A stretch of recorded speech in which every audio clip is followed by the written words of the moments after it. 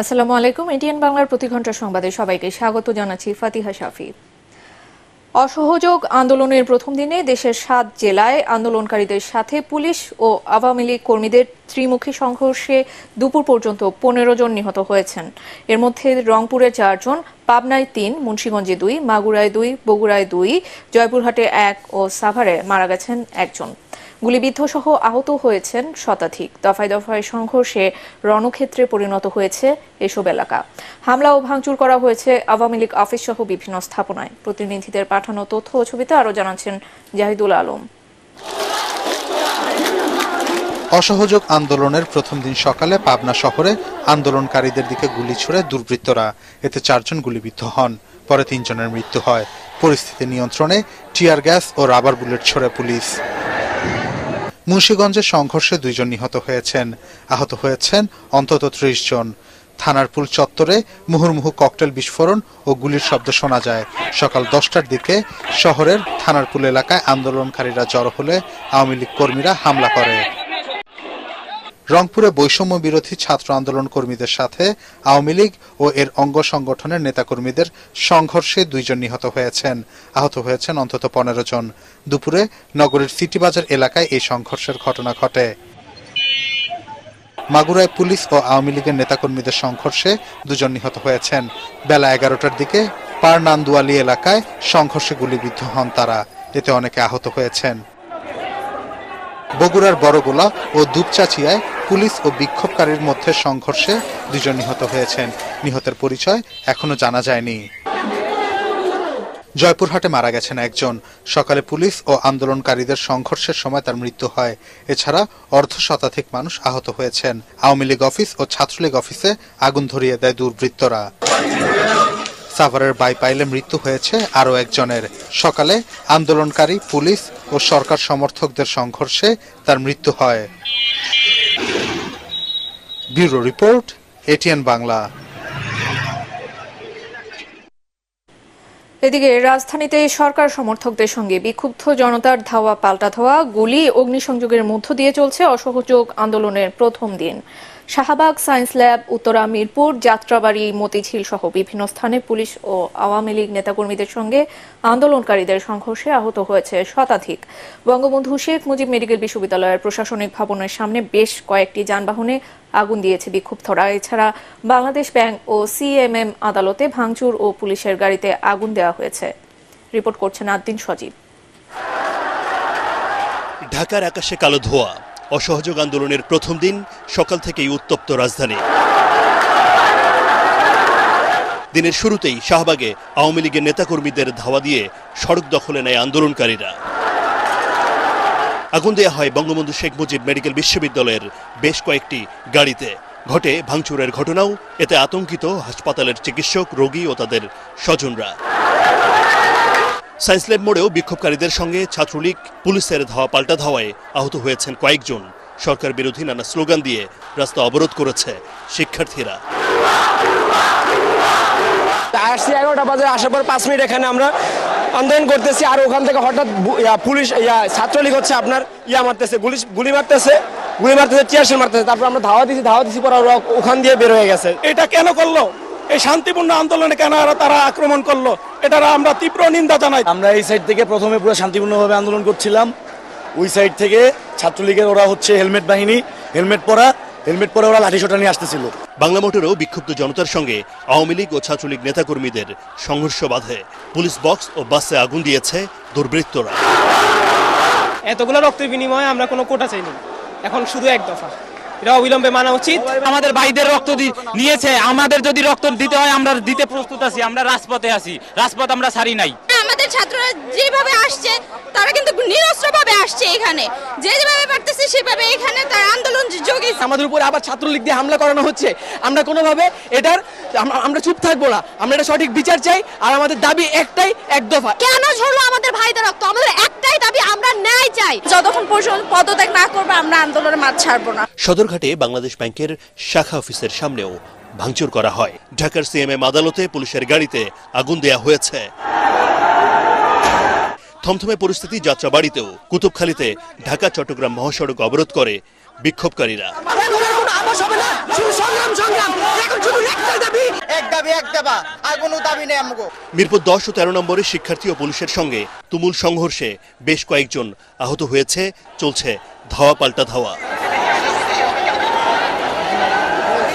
উত্তপ্ত উত্তরাও বিএনএস ভবনের সামনে শিক্ষার্থীদের সঙ্গে আওয়ামী লীগ নেতাকর্মীদের সংঘর্ষে আহত হয় বেশ কয়েকজন। নীরব ভূমিকায় দেখা যায় পুলিশকে। আদ্দিন সজীব, এটিএন বাংলা, ঢাকা।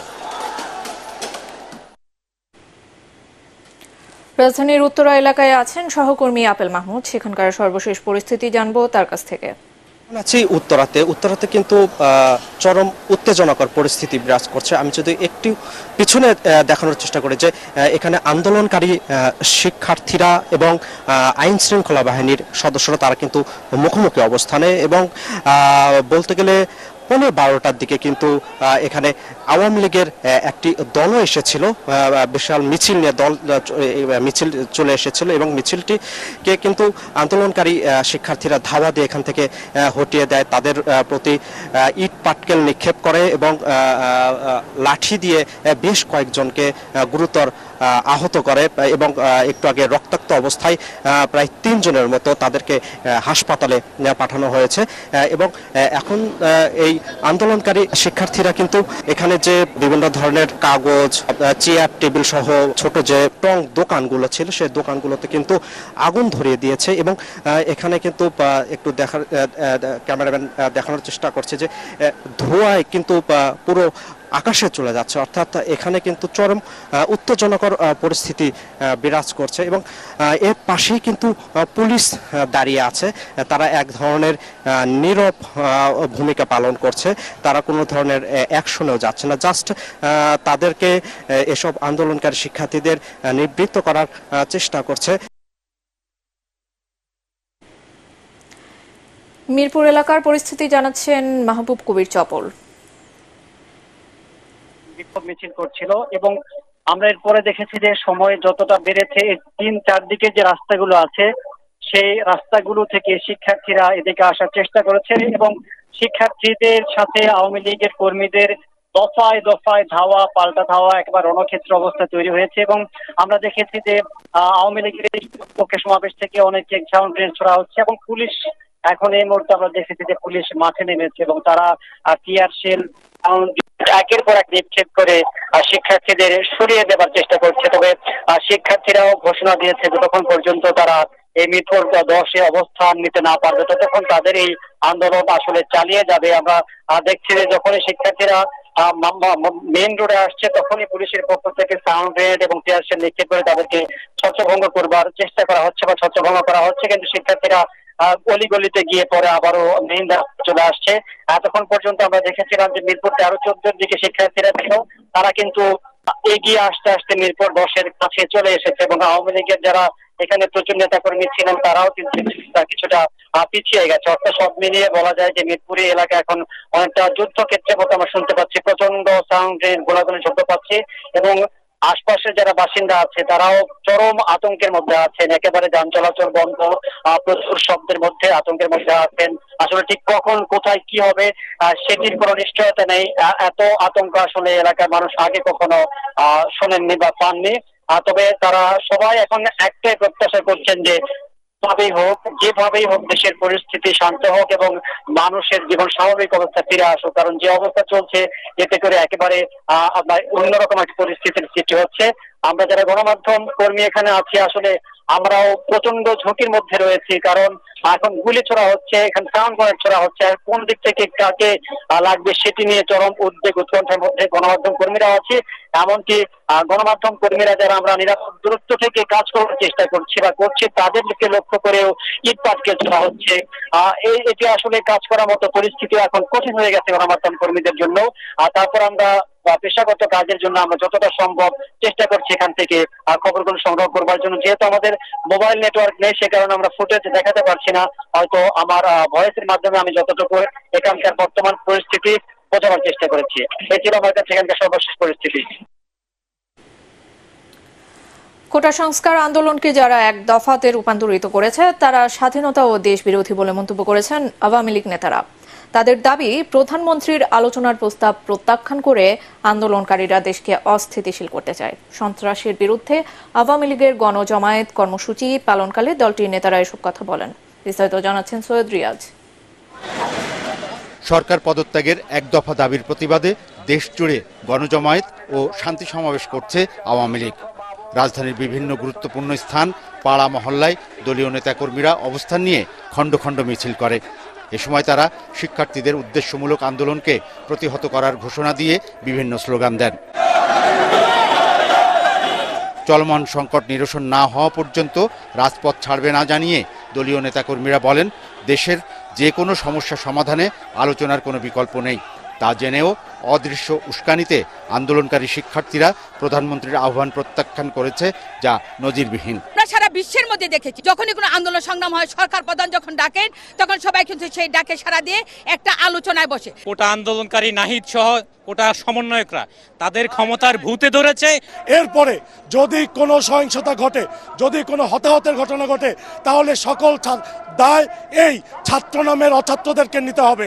জনগণের জানমালের নিরাপত্তায় আওয়ামী লীগ নেতাকর্মীরা শান্তিপূর্ণ কর্মসূচির মাধ্যমে সরকারকে সহযোগিতা দেবে বলে জানান দলের নেতারা। জ্বালাও পোড়াও সব এই জামাত শিবির বিএনপি তারা করছে এবং একটি রাষ্ট্রের সম্পদ ধ্বংস করছে। শান্তিপূর্ণভাবে এবং শান্তিপূর্ণভাবে এদের অশুভ শক্তির বিরুদ্ধে আমরা মোকাবিলা করব, শান্তিপূর্ণ মোকাবিলা করব। দেশকে অকার্যকর করতে নিরীহ শিক্ষার্থীদের উপর দেশি বিদেশি কুচক্রী মহল ভর করেছে বলেও জানান তারা। যতক্ষণ পর্যন্ত এই রাজাকার আলবদররা ঘরে না যাবে, তাদেরকে নির্মূল না করতে পারবো, স্বাধীনতা বিরোধী নির্মূল না করতে পারবো, তাদের বিরুদ্ধে আন্দোলন অব্যাহত থাকবে। এ সময় দেশ ও জনগণের স্বার্থ বিবেচনায় শিক্ষার্থীদের আন্দোলন প্রত্যাহার করে প্রধানমন্ত্রীর সাথে আলোচনায় বসার আহ্বান জানান আওয়ামী লীগ নেতারা। সৈয়দ রিয়াজ, এটিএন বাংলা, ঢাকা। পরবর্তী সংবাদ দেখার আমন্ত্রণ জানিয়ে এখনকার মতো শেষ করছি। এটিএন বাংলা সংবাদ ইউটিউবে দেখতে ব্রাউজ করুন youtube/ATN Bangla News। ধন্যবাদ।